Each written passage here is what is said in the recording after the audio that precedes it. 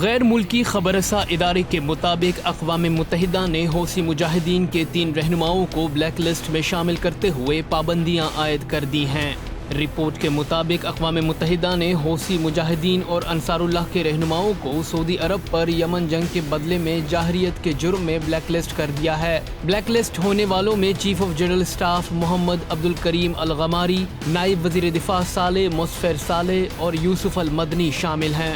اقوام متحدہ کا موقف ہے کہ ایرانی حمایت یافتہ حوثی لیڈران کرپٹ نظام کے لیے لڑ رہے ہیں اور سعودی عرب کے خلاف جارحیت میں ملوث ہیں۔ یاد رہے کہ اقوام متحدہ نے یمن کے بحران کو بدترین انسانی بحران قرار دے رکھا ہے اور دنیا کو اس بحران کے حل کے لیے کوششوں کی دعوت دے دی ہے، لیکن خود دوسری طرف یمن کی آزادی اور حقوق کے لیے جارے سعودی اتحاد کے خلاف لڑنے والے حوثی مجاہدین کو بلیک لسٹ کر کے پابندیاں لگا دی ہیں۔ کیا اس طرح دوہرا معیار اقوام متحدہ کے منافقانہ طرز عمل کا عکاس نہیں؟